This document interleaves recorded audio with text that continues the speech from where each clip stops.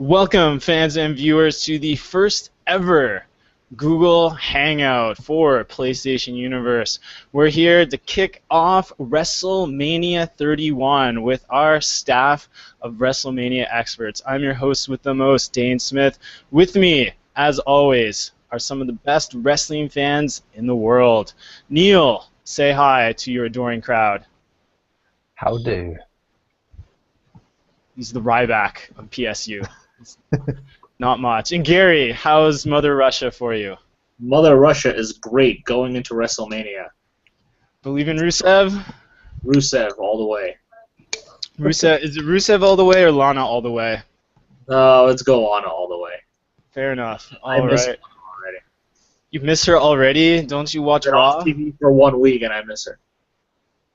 Man, it's Lana. What can we say? She's the best method actress I've seen in a long time. Yeah, plays her role very well. All right. So this week on this special podcast, we're going to talk about wrestling, everyone. We're going to go with a lot of wrestling games, our favorite moments, and then at the end, we're going to talk about our predictions for WrestleMania 31, which is going to happen in 2 days. I'm in the future, so time is different for me. I'm going to say 2 days. Yeah, Basically this time 2 in 2 days. All right. So we'll kick it off. Gary, we'll start with you. Okay. You're Mr. Russia. You're Mr. Soviet Union. What was the first ever wrestling game that you've ever played? The first ever wrestling game I ever played Yes. was WrestleMania on the PS1, that fighting arcade one. If you guys remember that one, that was a fantastic game. I missed that game. I think it was called WrestleMania. WrestleMania on the PS1? No, Yeah, it was an arcade game, and then it got ported to the PS1. that's WrestleMania. Was it In Your House? So PS1. Oh, that game. Your House was the sequel to it. Yeah. Oh yeah, WrestleMania, the arcade game. Yeah, it came to PS1. Yeah, it was Midway that did that one. That's the one with Razor Ramon actually cutting people with a razor blade. Or with a, Yeah. with a blade. It had Batman Bigelow and Doink the Clown in there. It was fantastic. That game was hard, man. That game was so hard. It was fun though. I didn't think it's so hard. As long as you just kick people, like the midsection kick, you would always win all the time. Yeah, it was pretty much basic fighting game mechanics of spam, hit the buttons, and something will probably work in your favor. Yeah, I mean, if you want to consider it my first wrestling game, it's more of a fighting game, but it was with wrestling characters. Which is, as I said before, I think a lot of wrestling games get that wrong in a way. They do tend to be more fighting game orientated. Yeah, that was my first wrestling game. Neil, what about you? What was your first one? Mine was the Royal Rumble game on, I think it was Mega Drive, or Genesis, if you will. Oh no, that's the arcade game I'm thinking of, sorry. Yeah, the arcade Royal Rumble game. Where you'd have like a dozen of the wrestlers and you'd have a few of them on screen at once, and it was just like rather than life. And then all you did basically was play the Royal Rumble mode and chuck people out. I was already very entrenched into wrestling at that point because it was the era of Hogan and Macho Man, and that's a kid's dream time to be a wrestling fan. It's when they're all comic book heroes. Yeah, basically. Yeah, I gotta go earlier than you guys. I gotta go back to the conception, back to the NES, back to literally WrestleMania on the NES. That was my first ever wrestling game, and that game scarred me for a while. Have you guys ever played that one? I really vaguely remember it. I think I went around a friend's house and played it one night when we were younger. But yeah, they were a bit behind the times at that point. So. It was hard because it's like a 5-year-old kid. I don't know how to pin these guys. They're on the ground. Why can't I pin this dude? It's not working. I keep losing matches all the time because time runs out and I can't pin them. That pretty much sounds like any Acclaim era sort of WWE game. I think it Like, was an Acclaim game or a LJN, one of those. It was something, but it was. I had a problem like that too. Did you ever play Fire Pro Wrestling on the Game Boy Advance? No, I yeah, haven't. I've never heard of it. Man, I had her on the Game Boy Advance. That game was super fun, but for the love of God, I could never figure out how to pin anybody in that game. It took for like I just randomly pressed buttons, and eventually I'd get a pin on somebody, and yeah, that was a fun game though. Well, it's not a wrestling game, but it's also like the Ultraman on the Super Nintendo, the Ultraman fighting game where you just like, how do you beat this guy? How do I win? His life is at 0, but he's still moving. And just time out. Nope, you got to do some special move that, of course, when you rent the game, if there's no instruction manual with it, it's not going to actually tell you how to play the game. no. Yeah. Probably privileged you these days. Gotta love those. Just And gotta there was love no those. internet for you to use either then, huh? No, yeah. What was the internet? What is that thing? That mystical It was a carrier thing craziness. back then. Figure everything out on your own. You're all out on your own. You're like a genius. All right. So those are our first wrestling games. Then Neil, up to you. What was your favorite wrestling game? Oh, it's the easiest question in the world. It was WWF Attitude on the PS1. And you know, it's not particularly because it was the greatest wrestling game ever, but I was big into creating characters on wrestling games, and that had the best create a character mode ever. I mean, I don't, honest to God, I don't think THQ's run did they ever do it as well as they did it there. I mean, you could make a good old roster of your own wrestlers, which I did, and I used to make them out of friends and family, and you know, just make belts up and let the computer sim out the fights and stuff. It was ridiculous obsession to have, but yeah, it was. Yeah, it's the one that sticks most fondly in my memory, and yeah, I loved it. I played it on PS1 and then later on Dreamcast when it was slightly nicer looking. So yeah, I have a question for you for that game. Was it because it was WWF wrestlers? Because I know ECW had the exact same game. It was just ECW when wrestlers. when THQ nicked the WWE license off of them, of Acclaim, they went with ECW next, and yeah, I had that game as well, and I did pretty much the same thing again with that, and it was even greater because you had the extreme modes on there, like, but then they had like really stupidly extreme modes, like they had what was it, a brimstone match? It was literally the ring was surrounded by hot coals, and it was just like. I was just like, yeah, that's it. And it's like, so every pay-per-view main event I ever did was like, that's it. Yeah, it'll be a brimstone match where the loser is whoever gets burned horrifically, basically. I love those funky matches. Was it an Inferno match there as well?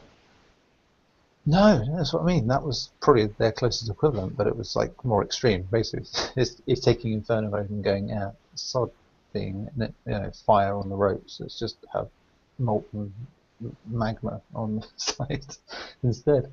That's what it was. Awesome. But they had like barbed wire on the barbed wire ropes and stuff like that, and the blood was crazy on that. The only thing with those games was if you were playing against anyone, the controls were really complex compared to what ended up happening with THQ's games. And yeah, as much as you could master everything, there was still that age-old problem of someone could just spam the same move over and over again and knock all your prowess away. It's like being Daniel Bryan and getting humbled by the 6-year-old equivalent of John Cena. Well, that's always the greatest match ever. Match of the year right there. Daniel Bryan versus 6-year-old John Cena. Book it with the way some of these matches are going. I mean, that might be high entertainment. Yeah, I mean, height-wise, you know, it's not far off. So yeah, go for it. I'd say that's next year's WrestleMania headliner. Gary, what about you? What is your favorite wrestling game of all time? Oh man, there's actually quite a few for me to choose from, but I think the number one favorite for me was WWE SmackDown. Here Comes the Pain. Yes, I Um, agree. too, was my favorite. I loved everything they did with that game. You know, to me, I liked it because it was still wrestling, but they kind of had that arcadey feel to it. Like characters would overreact to all the moves when they were hit, and it had so many modes, so many matches you can make. Um, I just loved everything about that game.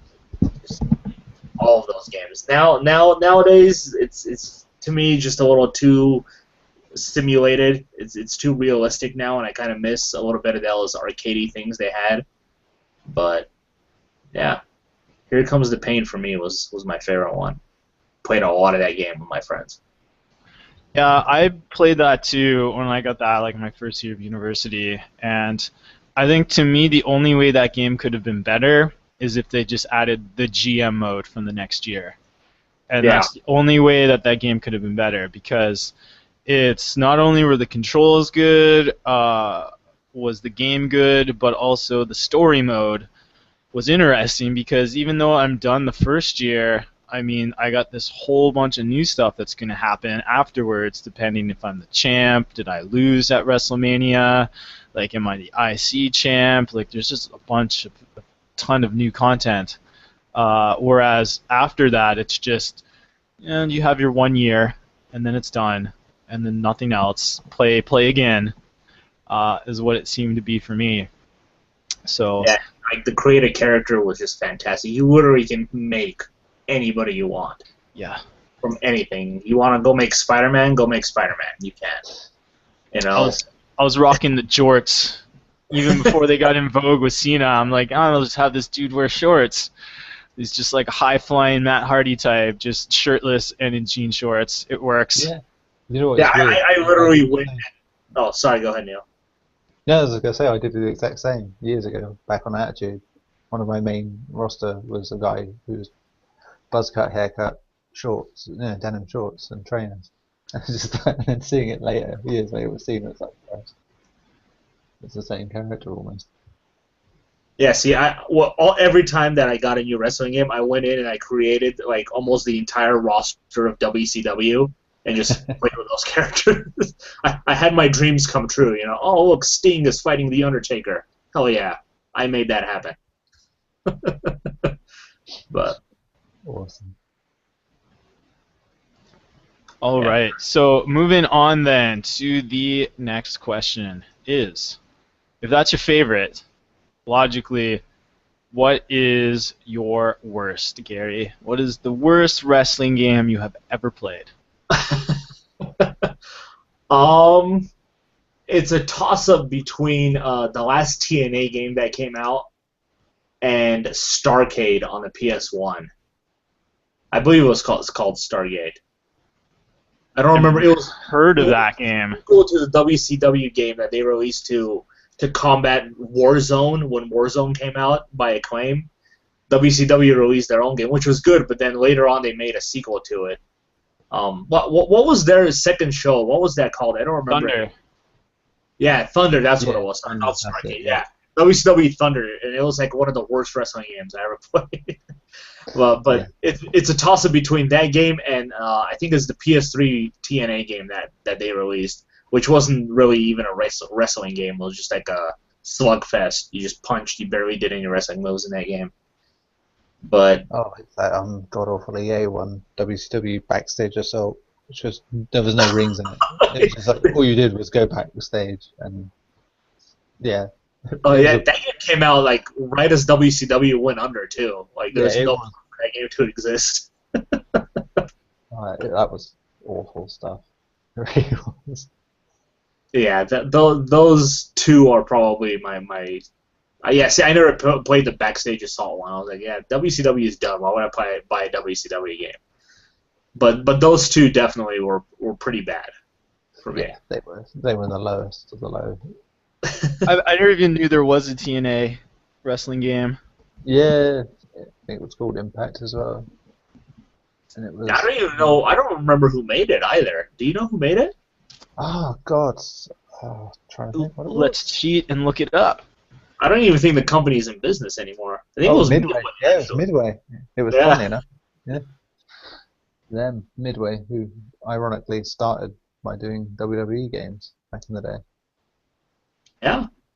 Yeah, Like the game yeah, had pretty decent graphics, but man, that was a bad game. it was. Midway, Los Angeles. Oh man, this was 2008. Yeah. It's like free trophy time. Did you say free trophies? No, pre-trophy. Pre-trophies. Okay. That's how I define everything in gaming. It's like, what happened before trophies? Nothing. Pre-trophies, post-trophies. That's how we define eras now in video games. Like the gaming apocalypse. It's one of the only games you'll get to play with Christian on the different brand. Oh, Captain Charisma. Yeah. Old Captain That's what Charisma and his peeps. Apparently, the game sold 1.5 million units, so some people liked it. Wow! Congratulations. That's more viewers than TNA gets every show. At that point, that was probably every WCW fan still in denial. Yeah, I mean, Sting's on the cover, and you can't beat Sting. It is Sting. That's true. But that one or the other one. Either Sting. Either Sting. But yeah, I kind of laugh at TNA in a bit, but in a good way because of how better they're able to use their divas or their knockouts or whatever they want to call them compared to the WWE now. Yeah. It's just so bad watching the women's wrestling division. It's just so horrible. The Royal Rumble, man. I'm having flashbacks from the Royal Rumble and how bad that tag team match was. I know, but in fairness, NXT is better for that. Oh yeah, their female wrestlers in NXT are fantastic. What was it the Charlotte, Bayley, Becky Lynch, and Sasha Banks match? That fatal four-way for the title. That was amazing. That was really good. That was probably a better match than I saw on Raw for like weeks. Like wow, this is an amazing match. That's pretty much NXT every week. I love NXT. It's fantastic. So do you think it's just the talent on Raw is what sucks, or is it that's just how they're going to set them up anyway? So if those NXT wrestlers go onto Raw, are their performances going to drop? Yeah, because they won't be restricted to an hour show, and where they're basically just wrestling more than anything else. And I think when they go up to the big leagues, they're going to have that problem of having to wrestle several nights a week, over and over again. Still, clearly the writers can't write a decent story to save their own lives at the minute. So, yeah, it's going to take people who know what they're doing and know what they want to do themselves to get anything out of their career in WWE.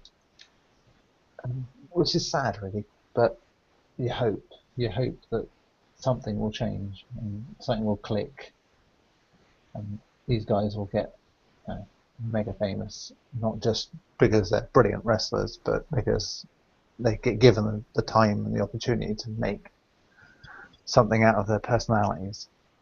Isn't Flair's daughter the champion in NXT? Yeah, Charlotte. She was until the last pay-per-view. She got beaten by Sasha Banks. Tell me her theme song is the same as her father's. It's a remix. Yeah, so it's. Is it really? That is awesome. That's the best. I need to find that remix. She looks scary like her dad as well. She just doesn't do the woo. She needs to do the woo. She's like a very serious Ric Flair with a wig on. Yeah. Or extensions, I should say.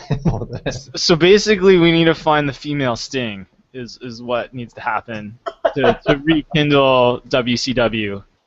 That's what we need. Let's just have a pay-per-view, like a WCW one-night-only pay-per-view. It worked for ECW. Yeah. It'd be a bunch of guys on motorized scooters.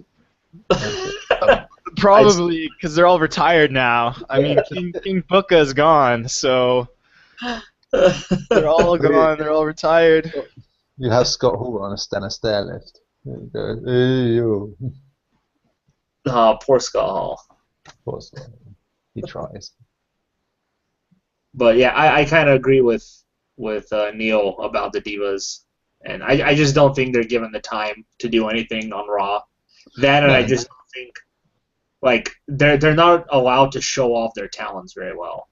And like to me, it seems like the WWE Raw and SmackDown ring is like bigger than the NXT ring. It does, but I don't know if that's just because the arena is smaller in NXT and it makes it look closer together. Yeah, and like personally, I just feel like they like when I watch the Divas on like Raw and SmackDown compared to NXT, it's like on Raw and SmackDown they already know that they made it to the big leagues. You know, they're on Raw and SmackDown, so they're like afraid to do like big moves and stuff like that. Whereas on NXT, they want to be on Raw and SmackDown, so they're putting their bodies on the line more than they are on Raw and SmackDown. Yeah, the other thing is they get infected by having to have any association with that Total Divas program as well, and it just that's it. They become soap characters rather than wrestlers. I mean, even Paige has been drawn into that now.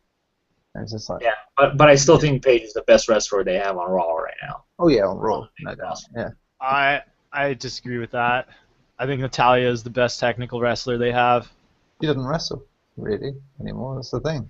She's just part of a TV show that's not wrestling now. Yeah, technically she is the best, but she's really not allowed to show off anything. Because she's always fighting, or she's always wrestling other female wrestlers who don't want to get hurt, from what it seems like. So she's not really able to show off her skills. Like if you watched her when she went to NXT for like some tournament, like the NXT Women's Title tournament, and she had a match. I don't remember. I think it was with Emma. She had a match. Yeah. And it was like this 15 to 20 minute match, and it was phenomenal. And yeah, I don't know, like it's just that's just my opinion. Like I think they're just too afraid to get hurt. Well, I think some of them aren't even really wrestlers. They're just literally divas. No. Like the Bella Twins, they're not wrestlers. But it shows that it can work even if they aren't wrestlers, because Sasha Banks does not look like a wrestler at all. But she portrays herself well on NXT. Her character's well developed. She does some decent stuff in the ring because she's working with people who can do decent stuff because they allow them. And that's it. So you can make those girls that aren't really wrestling trained look better if it works that way. I mean, to be honest, the Bellas actually had a decent match this week against AJ and Paige. So it is possible. As I say, it's needing that chance. I think they wouldn't have got that chance had it not been so close to Mania. So one quick thing about that before we move on. Gary, I know you have the WWE Network. Neil, do you have it? Oh, yeah. I've had it the last couple of months. So. Watch the early Nitro episodes. And because the Japanese wrestlers, female wrestlers they have on that is probably some of the best wrestling, like pure wrestling that I have seen in a long time. Despite the fact that it's like 20 years ago, it's still really good because it's that different pro wrestler Japanese style that's more physical and such. I think that goes back to what Chris Jericho often pointed out about WCW is like if you weren't high up on the card, they didn't care what you did, so they just let you go run with it. They gave you a section and you did what you want. Like it helped. That's why the cruiserweight divisions and such got such high publicity because they were just given free rein to do it within a certain time limit. I think the early female matches probably got the same sort of rub on that. Okay, so let's go, because you talked about WrestleMania. WrestleMania is in 2 days, so let's go through our predictions for WrestleMania. And I'm looking at the WWE site right now, so unless I missed something that's not on their front page, forgive me, I'm just going to go by their front page matches. So, first one that I see is the Fatal 4-Way Tag Team Championship match. Right, we got the champs, Tyson Kidd and Cesaro, will face the New Day, Los Matadores, and the Usos in the Fatal 4-Way match. So, Neil, who do you think? Do the champions defend, or do we see new champions? Do the Usos take back their title? Normally, it's going to be a pre-show match, so you'd expect them to let the faces win. So that would mean the Usos. I think it's been said though that I think Jimmy's carrying an injury into the match, so that might not happen. In which case, I'd say probably give it to Cesaro and Kid, and that would be my pick. I think really giving it to them because New Day are just shite, to be honest, and Los Matadores again. What is up with them? They go nowhere ever. So I say, yeah, for popular, cultured wrestling fans, I say Cesaro and Kid to win. All right, clean, or are they going to do it dirty? Oh, they'll do it dirty. Okay, so dirty win for to keep the belts. Gary, what do you think? I think they'll retain. I think there's really no reason to take them off of them right now, especially since they just got them recently. I think they're the best tag team, which is weird right now. In my opinion, they're the best tag team right now, even though they're two completely different types of wrestlers. I think the two of them are the best two pure wrestlers in WWE right now. Obviously, Tyson Kidd is probably the best wrestler. I think WWE even came out and said it, that the reason they still keep him around is because he's the best pure wrestler they have. But yeah, I don't really see the titles changing at all. Like Neil said, the Los Matadores, who gives a crap? They get no pop one way or another. The New Day, just terrible gimmick, terrible debut for them. I don't see them taking it either. Usos, I know one of the Usos recently had surgery on their shoulder, I believe it was.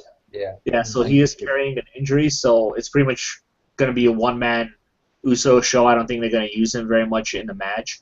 But I think it's not going to be really a dirty win. I think it's just going to be like, I see it like the Uso will do his splash finish move, and Tyson Kidd or Cesaro will come in and throw him off and then cover the guy who got splashed, and that's pretty much going to be the end of that match. Defense by opportunity. Yeah. All right. I'm gonna be unanimous. I think they're gonna defend simply because they won it 2 months ago at the Royal Rumble. They won it last month. Or Fastlane. Yeah, they won it Fastlane. Okay, Fastlane. So you have it for a month. There's really no reason to strip them 1 month later, especially at WrestleMania, if they're trying to push these guys as a tag team, which it seems like what they're doing. And I'll be honest, I watched that match. I'm like, this is the best match of Fastlane.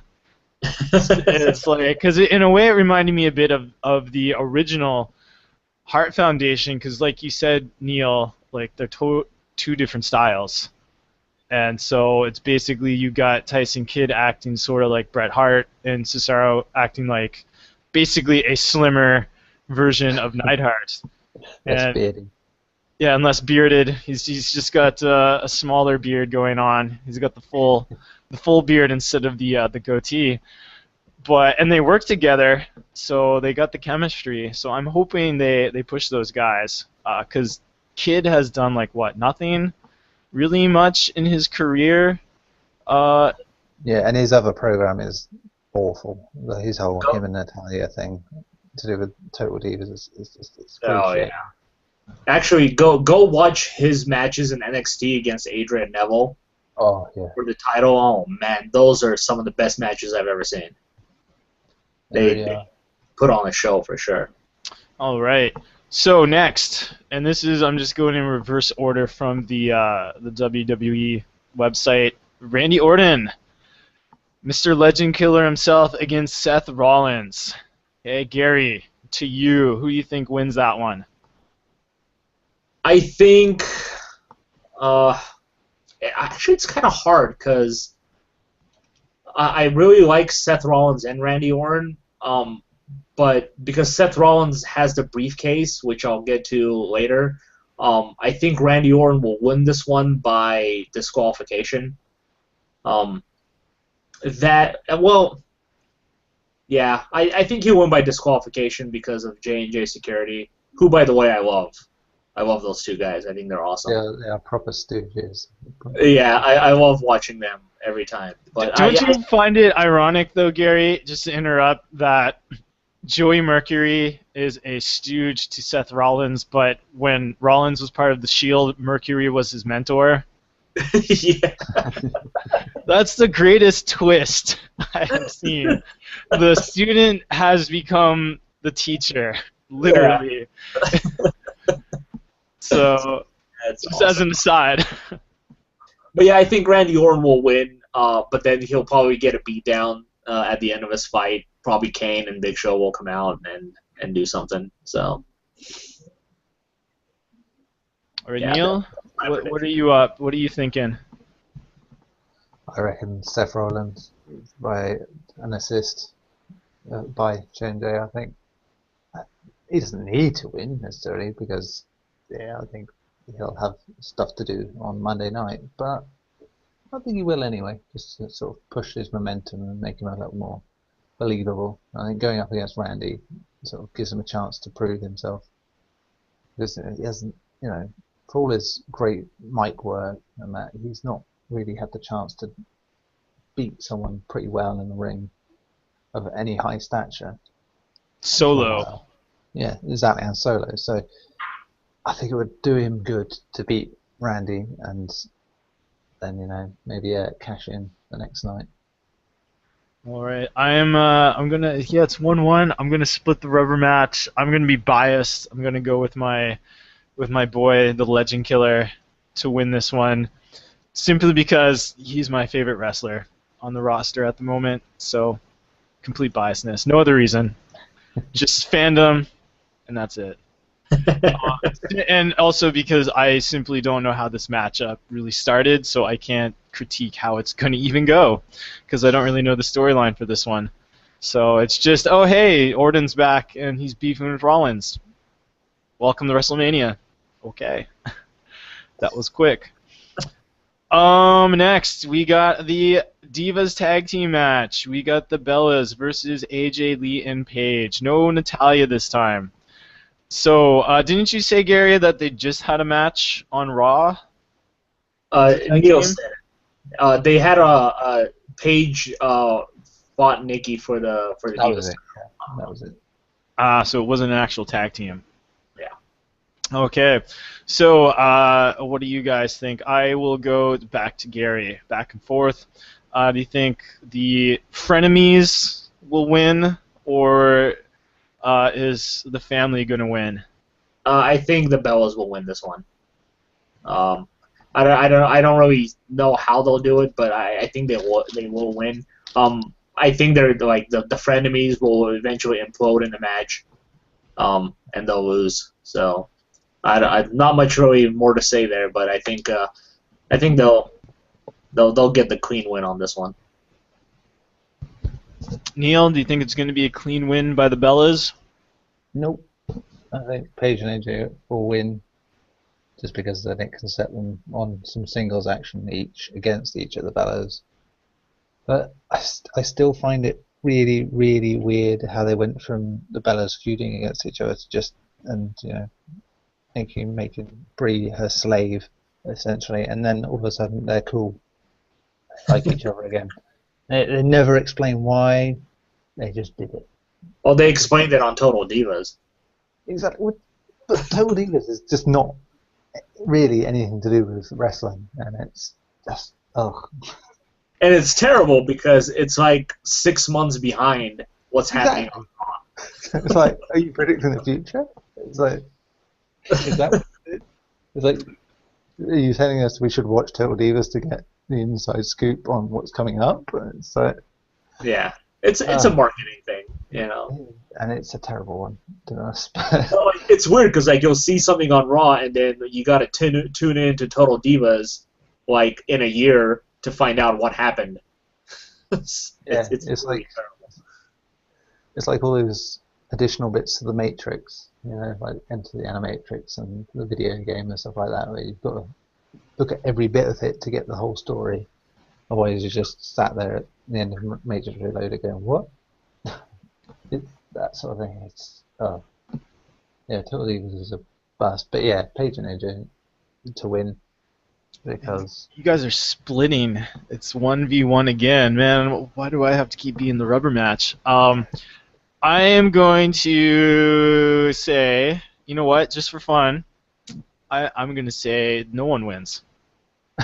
I'm going to go and say it's like a double DQ or something, or a double count out. Something's going to happen. No contest. We're going to split it. It's 1-1-1. No one wins this match. Because I tell you why, because it's probably going to be a really crappy match to watch anyways. It's probably going to be a snooze fest. Because if you can't have the Bellas go against Paige and Natalya at the Royal Rumble and put on a good match when you are wrestling with arguably the two best wrestlers on the Raw roster, you're not going to have a good match at WrestleMania. So I just think it's not even a match to watch, in my opinion. Love it or hate it. Okay, next we've got, what is in it? Okay, Gary, I gotta go back again with you for this one. Do you believe in Rusev? I do believe in Rusev. So Rusev is gonna beat down John Cena. He's gonna Drago. I really want him to, but knowing WWE, I think they'll give it to John Cena. I think Cena should lose this match just to kind of give the push for Rusev. But then if he beats John Cena, like who else is there that can beat Rusev if you really think about it? But like I know right now they're really trying to push the U.S. title and the Intercontinental title, trying to bring it back to its former glory. And who better to do that than John Cena if he wins it? So as much as I want Rusev to win this match, and I do think, knowing WWE, they'll give this to John Cena. So a grudging victory to John Cena. Now, here's the better question then, because I read a comment a while ago about Rusev where they try to make him a heel, but he's like the worst heel. I think it might have been like on a podcast, like a Jericho podcast or something. I forget what. But he's trying to be a heel, but he doesn't do heel things. He just beats people straight up. It's like, why are you not cheering people? Why are you not doing dirty stuff? Well, so, do you think they're going to turn John Cena in the Rusev match? Is John Cena going to win dirty? Is like Rusev going to pull out all the stops? Rusev is winning, and then Cena's going to go to the dark side to win this battle? I don't think so. Like, everybody wants Cena to go heel and do something bad to win his matches, but I don't think it's going to happen.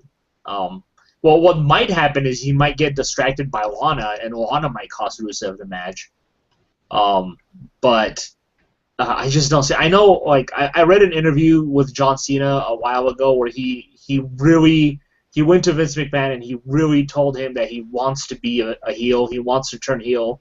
And Vince McMahon automatically shut it down because of how much merchandise he sells to like the kids and the female audience. Like, turning him heel may really cost WWE a lot of money. So having Cena go heel is probably never going to happen. So we're not going to see NWO Mark II? I think it'd be fantastic. I think Cena turning heel would probably be the best thing for WWE from a fan's perspective. I think he'll make a fantastic heel. But as long as Vince McMahon is still in charge, it's probably not going to happen. He was the doctor of thugonomics. Was a heel technically for a while. Yeah. All And right. I thought he was a fantastic heel. But he's been a face for like 10 years now, so it sucks. So Gary begrudgingly gives a clean win to Cena. Neil, do you concur? I do concur, sadly. So every year I go against John Cena, he wins. So the one year I didn't. Cena doesn't like to give the rub to anybody at WrestleMania. Well, I don't know. I think it's poison if he does, to be honest. The last time he did was, other than The Rock, was The Miz. And did that do anything for him? No. Yeah, So, no. So yeah, I think Cena won. I think this is probably why they're pushing Reigns so hard to be the big guy, because they want to have a new head, someone who gets the women's audience in, gets the kids interested, and he's, aesthetically he's that, he's exactly what you want for it, and it's until they find someone like that to actually take over Cena, then he will never go heel. But yeah, that's it would be nice in a way if he could, and someone would take over soon. Just because it's getting beyond stale. It's not even stale, it is parody. What John Cena does. Like John Cena is really boring to watch now because it's the same thing every week. Yeah. Potato salad. Yep. Not even potato salad. It's like eating ramen noodles every Monday night. Yeah, dry ramen noodles. Yeah. This is the hardest one because I want Rusev to win because he also has a streak going, right, Gary? He's never been pinned or submitted. Yes. So you're going to break that streak, and then you're going to have him lose the title to John Cena. And I kind of disagree that giving the title to John Cena is going to raise the level of the United States Championship. I don't think it's really going to do much, because the reason why those titles don't get a lot of pop is because, it's not the title's fault. It's just they don't have a macho man who acts like it's the greatest title ever. I mean, you look at his promos when he's trying to get the belt and he has the IC belt. He's like, man, is there another belt available? Like, you would think not with the way he acts. And I just think you don't see anyone who acts like that anymore. But it is John Cena, and I mean, he's been losing for a while. You got to give him his win. Yeah, I think he's lost like 5 pay-per-view matches in a row. Yeah, I mean, he lost horribly at the Rumble. He lost to Rusev at Fastlane. This is your rematch. I think, or you know what? This might be the one where there is a DQ. This could have a legitimate DQ, and he wins, but he doesn't get the title. So this one's actually a hard one to peg. I'm gonna go Cena by disqualification. That's what I'm gonna say. No title change, but Cena still wins it. But there's a DQ somehow. Someone is disqualified. Maybe they goad him into it. Maybe. Or maybe Rusev just takes the belt and actually acts like a real heel. So. I don't see why you don't think he acts like a heel. He has the easiest heel thing you can do, and that's hate on America. Gives you instant heel pop right away. But is he like Ric Flair in it? Is he like the dirtiest player in the game? Is he like a traditional heel? He has Lana for it. Lana says all those things, and bam, there goes his heel status. Yeah. He's But Brock Lesnar back in the day. He's that kind of heel. Yeah. Do you remember the Royal Rumble though, when like the fans are cheering for Rusev? That's because they knew Reigns was gonna win it, and they didn't want him to win it. That was predictable. Okay. Yeah. Well, I actually didn't realize that Rusev was eliminated, or wasn't eliminated. I thought he was gone. I totally forgot about him. So when I saw him pop up, I'm like, wait a minute, where did he come from? Yeah. That's how boring the match was. But okay, I think right now Rusev gets the most heel pop of any of the wrestlers on the roster. Yeah, apart from Brock, probably. Well, if Brock is not going to get booed at WrestleMania. He's going to get the biggest cheer pop against Roman Reigns. That's kind of sad. It's like, it's not because we like you, Brock. It's because we don't want Reigns to win. Yeah, pretty much. All right, so WrestleMania, Undertaker versus Bray Wyatt. This one's gonna be another tricky one, and I'll start this one off. I think this is tricky because the streak's over. So, do you just discard the streak entirely and have a new losing streak for the Undertaker, or does he get redemption? And it's like, what, 22-1, 23-1, or whatever his record is. So this one, it's hard to tell because the streak was recently over which way it's going to go. Because I think it would be good for Bray Wyatt and him turning into essentially a new quasi-Undertaker with his character. Which seems to be the way they're going. For him to win it, but do you then have the Undertaker go on a 2-match losing streak after so many years of just destroying everyone? So this one is going to be, I honestly can't predict this one. If any prediction I give is just going to be like, I don't know. So I'm going to say Undertaker wins this one just because. I think they're going to have him get redemption for the Brock defeat. But it's going to be, I think this is going to be the dark horse match. I think this could be the best match of the whole WrestleMania, depending on the Undertaker's gas. Because if he can last and have high energy for that match, I think we'll see a really good match. But if he gasses out early, it might not be that good. It might be that slow, methodical, boring type of match. Yeah, I think Bray could probably lead a match better than Brock did last year. Brock's not a good guy for leading matches. So if like last year, it was clear that Taker was not in a state to run the match, and that's why it just started falling apart as it went on. So yeah, at least if that happens this time, I think Bray can handle it well enough.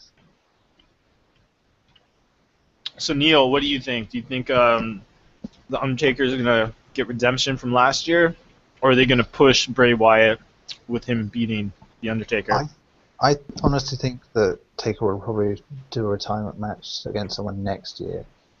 But I think this year, I'm going to go a little left field with mine and say there will be no winner. I think Bray will metaphorically beat the Undertaker by wheeling out a casket and sealing him in it, and you don't see him ever again until next year. Is it a casket match? No, but I just think it will come out. I just think he will try and, because he's been talking about becoming that person, becoming the big horror show the Taker was. And I think he will make some sort of symbolic gesture to make that happen. I mean, I would have gone with a tackier sort of dragging him through the ring like he did to Taker to the Edge that time, but yeah, something like that. I think basically a symbolic show of Bray Wyatt taking out the Undertaker and ascending to be the top monster heel in a way. Gary, what are your thoughts? Oh man, I think what you said was right. This is the hardest match to kind of predict a winner for. Undertaker is my favorite. He's always been my favorite. But if he loses to Bray Wyatt, it gives Bray Wyatt that kind of a push, but it kind of just negates what Brock Lesnar did. You know, they with Paul Heyman constantly talking about the 1 in 20, 21 and 1, or 22 and 1. I don't remember what it is anymore. 21 and 1, yeah. Yeah, it just negates that one victory over the Undertaker. It pretty much makes it pointless. But then again, he does kind of pass the torch, and I still think Undertaker in this match is going to pass the torch to Bray Wyatt. I think Bray Wyatt is going to kind of become that Undertaker-like character, but in his own way. the whole supernatural character. But I think Undertaker will win this match, but I think Bray Wyatt will stand tall at the end. Either he beats the Undertaker down, like you guys said, and just pretty much gets rid of him, or something is going to happen that has Bray Wyatt stand tall. But I think Undertaker will probably win this match, because I just don't see a reason for him to lose and kind of negate Brock Lesnar's victory over him. You know, they've been building Brock Lesnar over with this 21-1 ever since he did it. Like every promo that Paul Heyman does, he talks about it. But I do think Undertaker will win this match, and I think his last match will be next year because it is in Dallas next year, and Texas is his home state. I think he'll have his last match there, and it'll probably be against Sting or somebody already established, and have that his retirement match. And I also think he'll be inducted into the Hall of Fame next year as well. So in his hometown. I would say they might leave it for the year after. You think so? Well, only in the sense that if next year was his retirement match, getting him in the Hall of Fame is pretty much saying, yeah, that's it, you're definitely out. It gives no suspense to the uninitiated. So I think, yeah, if he's retiring next year, then they'll leave it for a year.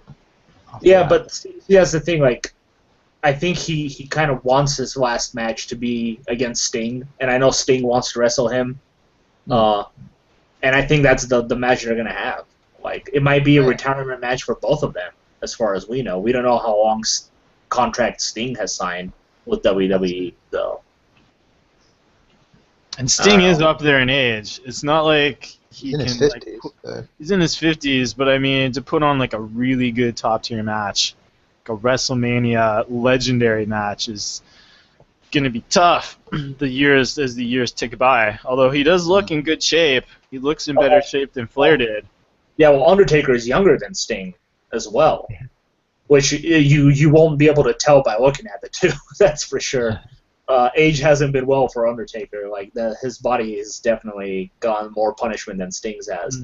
Yeah, Sting had an easy ride in the last. Yeah, but like to be fair to last year's match against Brock Lesnar, like we all know Undertaker suffered concussion early on in that match. And from what I remember reading, like there's a lot of reports that they had a lot of great plans for that match, a lot of great things they're going to do together in that match. But obviously, because of Undertaker's injury, they had to A, cut the match really short, and B, it ended up being one of the worst Undertaker matches I've ever seen. From a wrestling perspective, like he wasn't able to do anything in that match. It was just a complete destruction by Brock Lesnar. That's what I mean, because of Brock not being able to handle it. Yeah, like there's only Brock Lesnar. If you really think about it, it's kind of like John Cena. He doesn't have this huge repertoire of moves that he can do. You know? No, I mean, he's a ground and pound, which a lot doesn't really translate very well. Yeah, which kind of sucks because that if Undertaker wouldn't have gotten hurt in that match so early on, who knows what kind of match we would have gotten out of that. I mean, yeah, it was already planned that Brock Lesnar was going to win, but it could have been so much bigger than what it ended up being. More dramatic and. Yeah. Because I know they had a lot of set pieces planned for that match as well, which obviously never happened. No. So. All right. So we go from the Undertaker potentially passing the torch to Bray Wyatt to probably what could be the most fun match to watch, the Intercontinental Championship ladder match. Because who doesn't like a ladder match? Oh, hell yeah, man. Right, and with 7 people. I mean, you got obviously the defending champion Wade Barrett, who is Neil. I forget. Is he English or Scottish? He's English. He's from Preston. English. So he's your hometown boy, home country boy. You got R-Truth, Dean Ambrose. The guy, which I forget his name. It's not Eric Rowan. The other dude. Luke Harper, thank you. Dolph Ziggler, Stardust, and Daniel Bryan. That's a pretty good lineup for that match. Now, Is it just? Do you guys know if it's just going to be a single ladder? I'm assuming there's going to be multiple ladders. Oh, I'm Yeah, sure it there's is. multiple ones. Yeah, just I only mention it because on the picture there's only a single ladder, so it was like, is there only one ladder? That would really suck. That would make it even more entertaining if it breaks. Who's gonna win the title? Um, so Neil, who are you gonna go hometown, or are you picking someone else to take the title from Bad News Barrett? It's going to be a pity match for the internet community. I think really it's going to be Daniel Bryan, just because it's compensation from not being the one against Brock Lesnar, and he'll win. I think it'll be a good match. I think there'll be some good spots, but yeah, it feels a bit higgledy-piggledy this one. And yeah, so and if not Bryan, then Ziggler, because again, compensating the fact that they don't do much with him. But yeah, my out-and-out prediction, I will say Daniel Bryan will win, and he will do some crazy thing. So Daniel Bryan is the new Intercontinental Champion. All right. Gary, are you concurring? You going with Daniel Bryan, the yes movement, or are you saying no? I am concurring with Daniel Bryan. It kind of goes to the point that I made before with the U.S. title and Intercontinental title. They're trying to push it more, and who better to hold on to that title than Daniel Bryan? I think it's going to be pretty simple for him. I think that match will steal the show personally, because the ladder matches are always my favorite matches. Yeah. Obviously, this match has kind of taken the spot of the now lost Money in the Bank match at WrestleMania. But yeah, I think it will be a fantastic match. Like you said, if it's not Daniel Bryan, it will be Ziggler. I don't ever see R-Truth winning it. I think that'll be a terrible move on their part.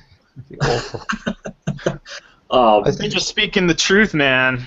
Speaking the truth. Even though through the promos leading up to the match, I think R-Truth has been the best character, just sitting on the commentary table. I loved seeing it. I really like Dean Ambrose. He actually hasn't won a single pay-per-view match since he went single, I believe, which kind of sucks for him. But it feels like they're giving Dean Ambrose right now the Dolph Ziggler treatment, where he's just you're good, but we really don't want you up on the top because you don't have that look that we want. Well, I actually have an idea. I'm going to disagree with the two of you completely on your first and second choice. I'm going to say Ambrose wins this, and I'll tell you why. And I'm kind of stealing some thunder for the next segment, which would have been the World Title Championship. I think Rollins is going to obviously cash the money in and get the world title. Wouldn't that be an interesting storyline to have Ambrose as the IC champ and Rollins as the world champ beefing with each other? I think that would make for a really good story, considering how the whole Shield breakup, adding Reigns in there as well. I think that would be a nice conclusion to that whole Shield storyline. Yeah, it would, but the problem with that is him and Rollins already had their big feud. I don't see why they would want to revisit it. But adding Reigns to it and having at Extreme Rules a triple threat between the three, I think would be fantastic personally. But I just don't see it. Because you're talking about relevance, right, with some of these titles, and trying to make them more relevant. Well, what better way than to have the two champs beefing with each other, especially when Rollins is talking about he's the architect and he's better than the other two guys. Well, this is the chance to prove it, champion versus champion, right? Who is the better one? So that's just me. That's just my my thoughts about that. I still think, even if they don't do a story like that, I think Ambrose is going to win it. It could very well be. I mean, I think Ambrose is a fantastic wrestler, but in my opinion, watching what he's been doing lately, he's just getting the Dolph Ziggler treatment, where we don't want you at the top spot. We want Desmond in the top spot. And then look at us be completely wrong, and it's Stardust who wins this. Oh God. I would put Dean Ambrose as being more of an early Mick Foley type, in a way, in the way they treat him, in the fact that they can beat the shit out of him week in, week out, and he, gets back up and has another round, and he's a bit loony, and Mick lost his fair share of pay-per-views as well. I think he's kind of that sort of character, but they are just a little too afraid to take that further, or they just don't have someone to help them take that further. I think if my prediction of Daniel Bryan winning is true, then I think the rumor is that Sheamus, who's due to come back, will be turning heel and having some sort of program with him. That would probably be another interesting way to take it, because Sheamus's heel is something that desperately needs to happen when he comes back. I thought he was fantastic as a heel. They definitely need him back as a heel. Yeah, loved him as a heel. Absolutely loved him. All right, so before you move on to the world title, there is the Andre the Giant Battle Royal as well. I was gonna save that. I'm more interested in that than the world title. Okay. I was gonna have that go afterwards. I thought you forgot about it. Sorry. No, I was saving it. But thank you. I appreciate that. Tag in. I'm skipping that because we were just talking about this. I stole the thunder, so we might as well talk about the main event. Or actually, is it the main event or is Sting Triple H the main event? I think this will be the main event. Okay, so either way, Lesnar versus Reigns. As I mentioned, I think Rollins is going to cash the money in. I think Reigns will lose to Lesnar, but Reigns puts the beat down on Lesnar enough that Rollins can come in, cash the money. 1, 2, 3. Rollins is the new heavyweight champion. Agree or disagree, Neil? I would say Lesnar wins on this occasion. Just now that he signed that contract and is staying with WWE the next couple of years, I'd say he's winning it. They'll build on this whole cheering him over Reigns thing. And yeah, Rollins will cash in, I think, but I don't think that'll be till Monday night. Will he win, though, Monday night? Will he lose? Yeah, Rollins will win Monday night. He'll win legit against Lesnar, who's been taking out everyone else. He won't win legit. He'll get help. But Oh, J&J Security? J&J, someone else, maybe. But yeah. He'll hire someone else to help, better security. That's it. I mean, you get a lot of debuts happen the night after WrestleMania. So anyone could be come in and do a job. Okay, then. Gary, hit me with it. Oh, I think this one is actually kind of tough now because of Brock Lesnar re-signing with WWE. At the start, I definitely would have said Reigns. And I think a lot of people kind of predicted Reigns to win because of the contract issue with Brock Lesnar.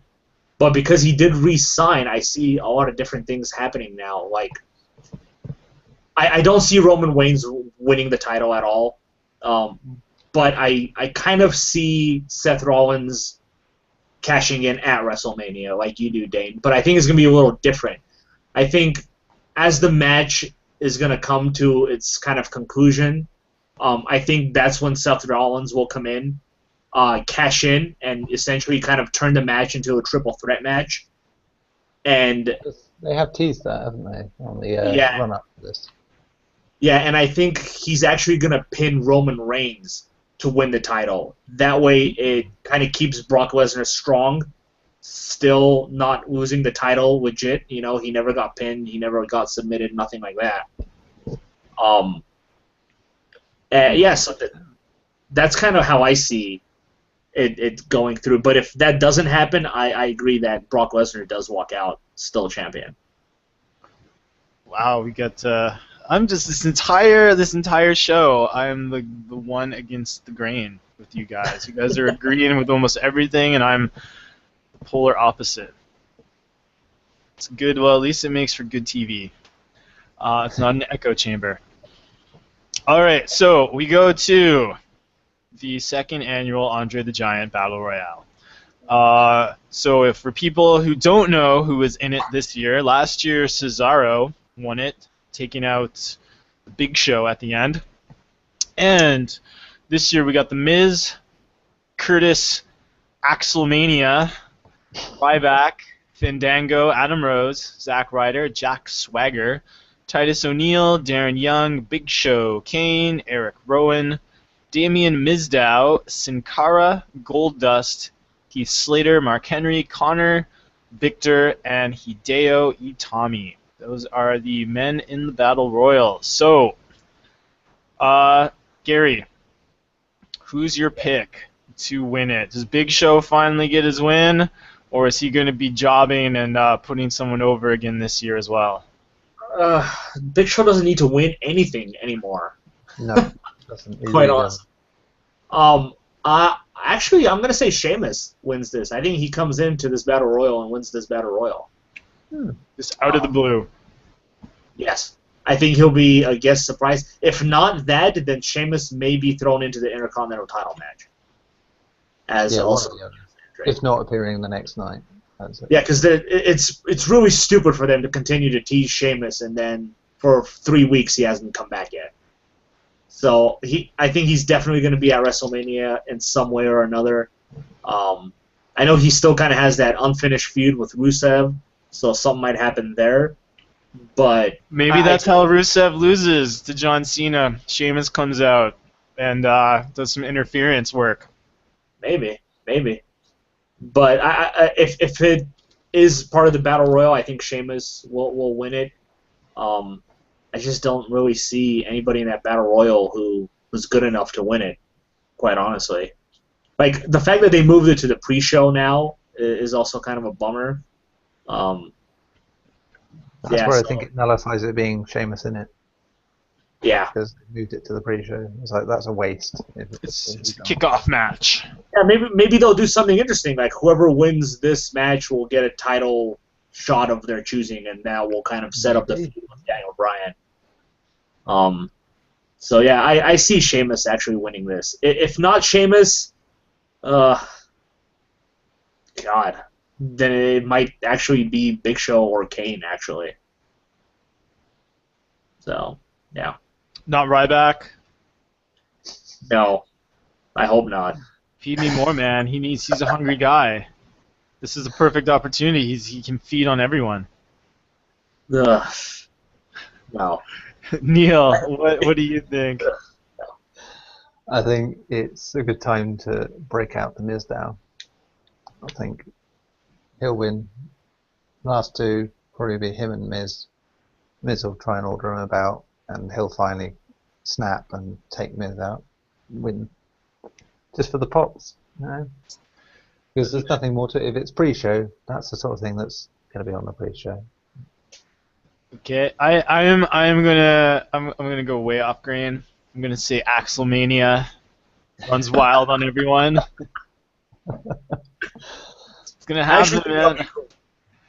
I mean, they're doing all of this, like him being Hogan stuff. I mean, what better thematically thing to do than to win basically the Andre title, which is one of the things that Hogan was most known for, was slamming Andre. So I'm going to go with Axelmania. Give Mr. Perfect's son a good push into the spotlight. Interesting. That's my guess, and we'll find out. I'll potentially be watching this at school for an hour.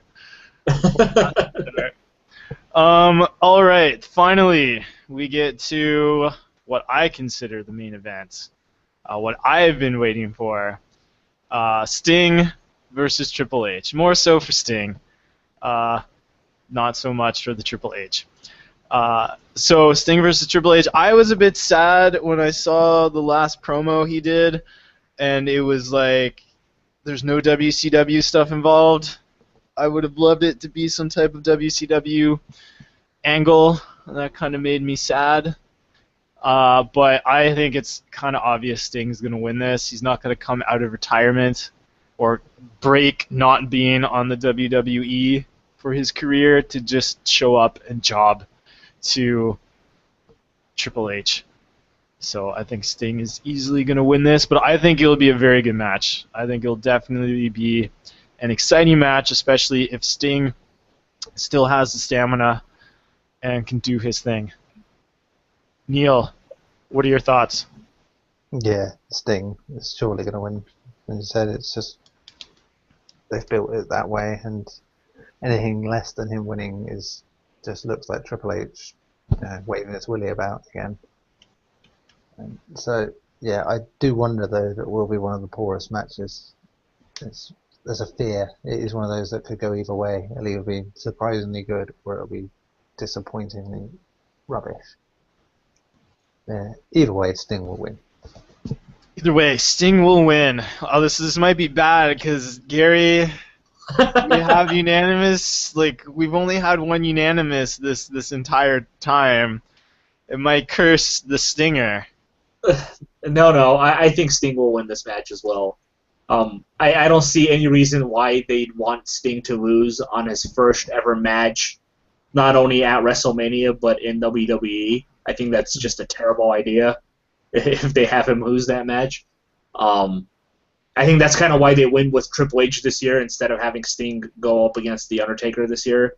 Because I think that would have been the bigger doubt if Sting would beat The Undertaker or not. Mm-hmm. But yeah, I Sting for sure in this one. I can see some WCW stuff being involved. I can see Booker T getting involved in this match to kind of help Sting, especially if Triple H gets some help coming out, like Big Show, Kane, or Seth Rollins, J&J, or whoever. I think it'll be really cool if they kind of use Shane McMahon in this match as well. Have Shane come back. Seeing as how back from China? No, he's done with that. His company went bankrupt. He came back. Oh, really? Yeah. That's kind of bad then. It's lucky for him that he's the son of Vince McMahon. Yeah, definitely. But I think it'd be pretty cool seeing as how like Shane McMahon, bought WCW at the end in the final WCW episode. I can see them. I think it'd be cool if they did something with Shane McMahon. But I think this will be a pretty good match. Personally, I think Triple H will kind of carry this match. Mm-hmm. I don't know how fit Sting has been without being in action for quite a while now since he left TNA. I know he hasn't done any like indie shows or anything like that, so I don't know how in shape he is. But I mean, he looks in better shape than DDP, so at least by appearance. Interesting since DDP yoga is supposed to be so fantastic. Yeah, well, again, I think DDP is a lot older than Sting. Yeah. So to be fair, but actually, you brought up something that I think would be really cool, at least from a nostalgia point of view. It would be really hard to pull off because of people's ages. But when you talked about Booker coming out to help, I mean, it'd be interesting to have the Authority versus like the remnants of WCW, because they brought DDP back for the Rumble and such, and it'd be like Sting and Booker and DDP, and like I don't know if there's any other WCW guy who's on the roster or is in shape. But Well, they can also use Shawn Michaels and Kevin Nash in this as well, because Kevin Nash is being inducted into the Hall of Fame, and Shawn Michaels is the one inducting him. And since they're both going to be there, they're best friends with Triple H in real life. You can do a storyline like that, where Shawn Michaels will maybe show up, Kevin Nash will show up, and maybe help Sting with the WCW NWO thing. A lot of stuff can happen. I don't think it should just be kind of this one-on-one clean match. I think they'll kind of go with a little bit of a no disqualification in it, kind of like they did with Daniel Bryan and Triple H last year. This should be a fantastic match. I think this will be like a half an hour match. yeah, Actually. I mean, Match. my thing is like as cool as that Kevin Nash, Shawn Michaels idea is. I mean, for me, I would love to see like a real WCW versus WWF type match because, like, yeah, Nash was like important for NWO, but he was a WWE guy first, really. Yeah. Booker and DDP and Sting were like through and through WCW until the company got bought out, really. So they never switched loyalties ever. So just to have that would be kind of interesting. And I mean, did you watch the Monday Night War series they have on the WWE Network? I haven't watched all of them yet, but I've seen most of them. Yeah. Yeah, I watched the one where they talked about that alliance storyline, and one reason why it failed to deliver was because like a lot of those big names were on contracts and stuff, like were on guaranteed contracts, so they didn't have to work. They could just sit at home for like a year. That's why you never saw Goldberg or Nash or Hogan or any of them for like a while afterwards, because they're just getting paid to sit at home. So why not take that opportunity? Get Goldberg back. That would be interesting to see. I mean, the only problem which people are obviously going to point out is these dudes are like really old. You're not going to have a high impact. Like you put DDP there. I mean, he was gassing in that Rumble match. Oh yeah, he was. And I mean, I think it's something that would be great for like a short, say 15-minute match, like just like a Survivor Series type thing. And that way you can get, say, DDP gets his diamond cutter in, has a pop for a couple minutes, gets quickly eliminated, and then you don't have to worry about him gassing on you.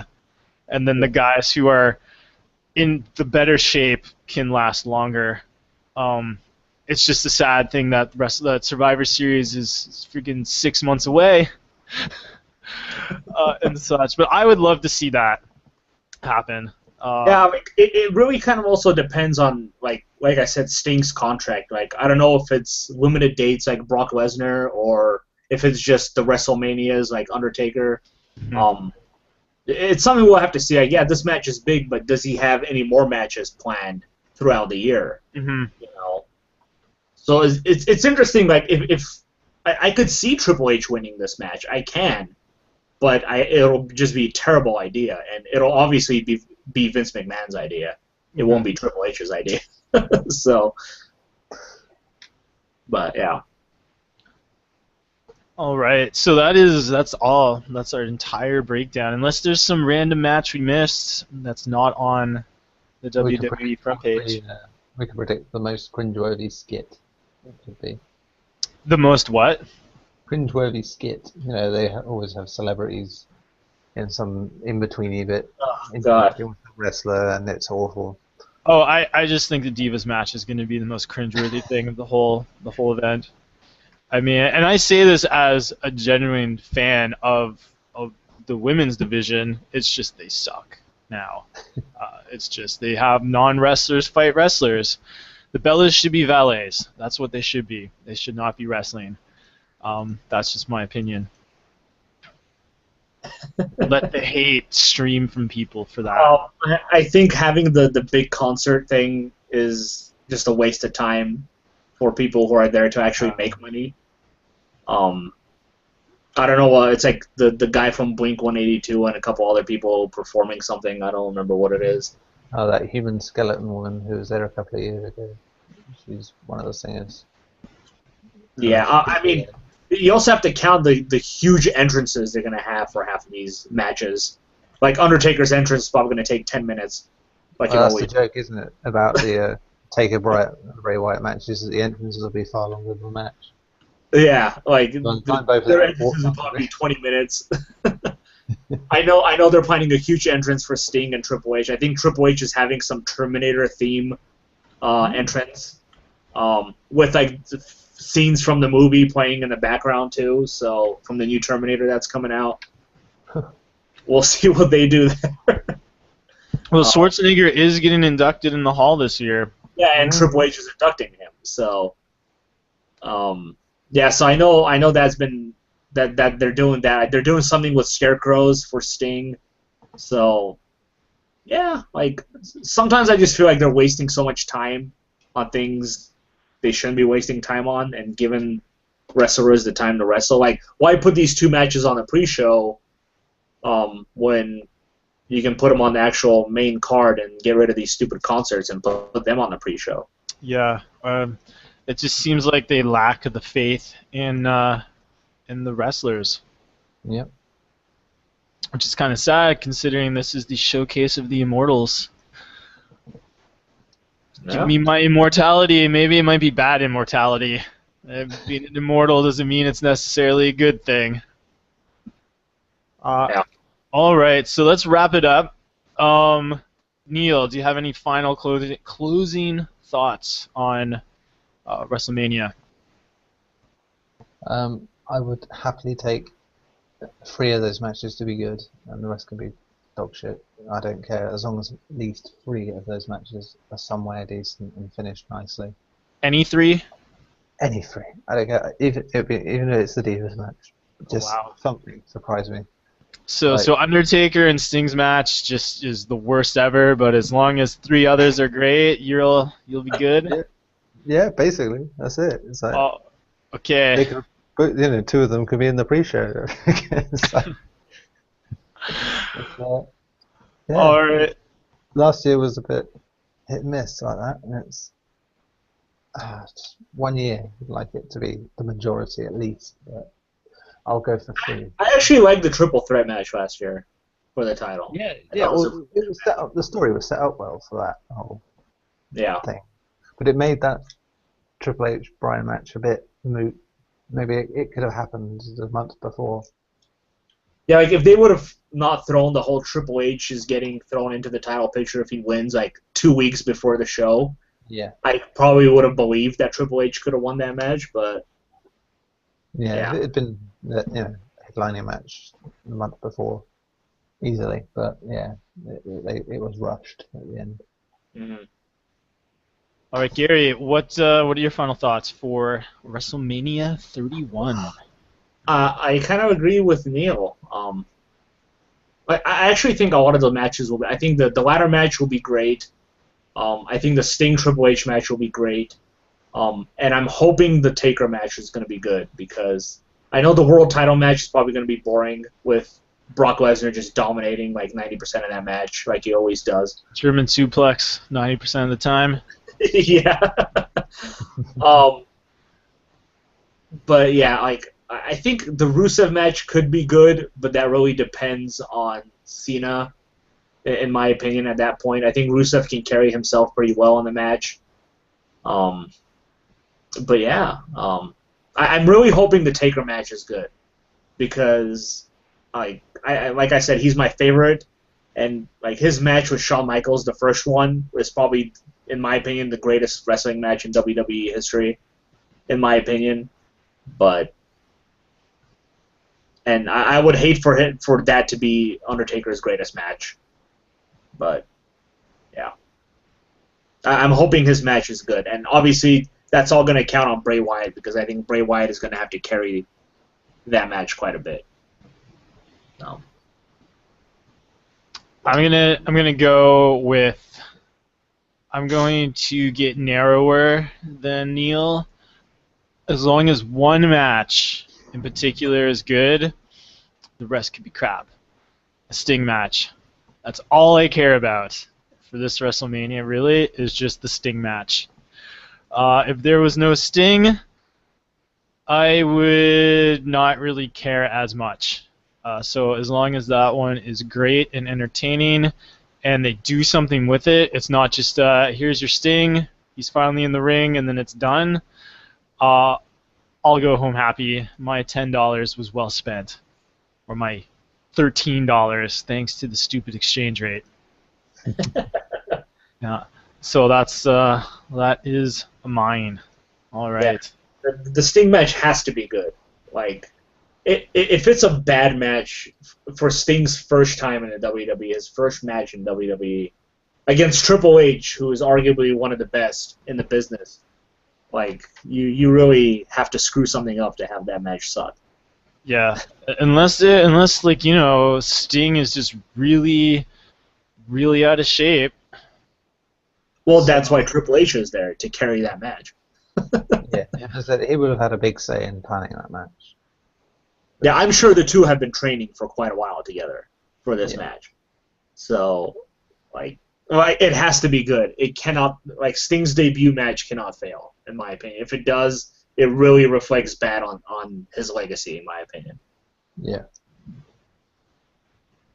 All right, so we will end with one final thing. Gary, Yes. what is it that makes you love wrestling? Just the entertainment of it. You know, I like some of the feuds they have. Like, I know a lot of people kind of bring back the Attitude Era and all that stuff, and as much as I love the Attitude Era, I don't think the product is right now is as bad as people say it is. It's a little more predictable now, but everything gets predictable. There's only so much different stuff you can do with storylines until you've seen it all before. Without going into that R rating like Stone Cold did. I just love the entertainment. Yeah, I still watch TNA, and as much as I'm not a huge fan of TNA, I think the talent they have is really good. A lot of the wrestlers are really good. They're just not getting the same production value or marketing as WWE does. But yeah, I just love the entertainment of it. I'm always sad to see my favorite wrestlers go. Edge retires early, which is really sad. I really like Christian. He's not around anymore. It's really sad for me to see my favorite wrestlers kind of disappearing and these new guys come up, and I'm not too big of a fan of them. It took me a little while to get used to Bray Wyatt, but right now he's one of my favorites. So it's just kind of going with the times at this point for me, and it's something I plan to watch for a very long time going. All right. Yeah. So Neil, final word from you. Favorite wrestler. Favorite wrestler. Favorite wrestler. What's your favorite wrestler? Ooh, I might make this a two-pronged one, maybe a three one. The eras, if you will. It's Hogan was my start-off point. He was my childhood hero, and the reason I got into wrestling to begin with. And beyond that, Chris Jericho, probably for the majority of it, has been just everything I love about wrestling. In his adaptability, his technical prowess. Just I've never seen someone who could flip-flop between being a heel and a face so well as he does. And in terms of now, promising stars, Punk's gone, and I love Punk, especially during his early years. I still absolutely adored his I think it was 2010 Royal Rumble, where he just every time he eliminated someone, he just sat down in the ring and carried on lecturing people about straight edge. It was just the best thing I'd ever seen. Personally, I think that is the best thing Punk did in WWE was the Straight Edge Society. It was just brilliant. And I got to see this Royal Rumble then, man, because I didn't know he did that. Yeah, he literally just he was like the first or second, and he just throws someone out and then sit in the middle of the ring talking about his cult basically, and then until eventually he got eliminated. And I just never seen anyone do that at a Rumble, and it was amazing. And then his whole program with Rey Mysterio was good. That creepy happy birthday he sang to Rey Mysterio's son was just hilarious. And just the whole getting his head shaved and wearing the mask, and the Jeff Hardy feud was just beautiful. It's the fact that he took from Jeff Hardy's real life problems and made it into the feud, and started that whole straight edge thing. It was awesome stuff. But from what there is now, I like Ambrose, but I think he's getting a bit Mick Foley'd at the minute. But so I'd probably say Seth Rollins is probably my favourite at the minute. Just he's a good talker, and I liked him back in Ring of Honor when he was Tyler Black as well. But he's just he's better than he gets to show. I think he will grow into that heel role over the years. Yeah, they're my favourites. And is there a difference between real life and your favorite wrestlers in video games? Ooh, yeah, definitely, because Max from Streets of Rage 2. Oh yeah, I forgot. He's the best wrestler. What? Not Hager? Not gonna go with Hager? No, I was never a Hager man. No, All about Max Streets is of Rage, man. all about Streets of Rage. And then after that, it's quite clearly King from Tekken. So Wouldn't it be a dream WrestleMania matchup to see Max from Streets of Rage fight Hager from Final Fight? There's your WWF WCW fight right there. That's company versus company, Nintendo versus Sega. We should hashtag it.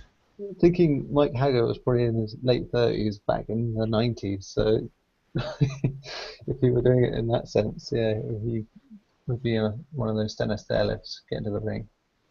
But yeah, it would be a cool match to see, and probably throw King versus Armor King in there. For good And measure. Bass and Tina Bass, yeah. from DOA. Yeah, there's that. Hey, with create a character, you can do it. So Yeah. I'm sure with WWE 2K16, someone will do that. They'll just make up all those guys. Here's Mike Hager, aka Jesse Ventura, fighting back from the past. And how could we forget Zangief? yeah, how can you forget Zangief? Soviet power. Yeah, Gary, how do we forget about Zangief? You're the Russian. You're the Soviet. You never asked me the question, so. That's true. That's good. You got me on that one. All right. So I think it's about time we wrap this up, guys. So, Gary, where can the fans and viewers find you at? You can find me on Twitter at Gaglaush, that's GAGLAUSH, or you can reach me at my PSU email at Gary, that's GARRI, @PSU.com. Awesome. And Neil, where can fans and viewers find you at? You can find me on my email at neil.bolt@psu.com, or Twitter, which is Nezko, that's NEZZKO, or you can add me on PSN on Son of Venom, which is all lowercase and one word. He needs some people to fight in the Streets of Rage. The streets of rage. You can fight him on PSN. Yeah, it's on PSN. Tag team. There you go. I will lay down the challenge now. I'll fight you anywhere, any place. Are you gonna just literally lay down like Kevin Nash or Jeff Jarrett to Hulk Hogan? Not quite. Not quite. No. I was thinking more of Crash Holly defend my title anywhere, any place. Yeah, win it and lose it like 50 times in a night. That's the greatest title ever. That they need to bring that back. But that is for another time. So fans and viewers, you can reach me on PSU, Dane.Smith at PSU.com. It's DANE. Or you can reach me anytime on Twitter at LaSombraFiles, LASOMBRAFILES. So this is the first time we've ever done a Google Plus YouTube Hangout stream. If you guys like it, let us know. If you want more, we can certainly do more because they're live. And give us your suggestions, give us your feedback on things we did good, things we did wrong, so we can bring you the best content ever. So for KGB Gary, for Mr. Max Thunder, Neil Bolt, I am your host with the most, Dane Smith, saying good night and good gaming. We'll see you next time. Bye.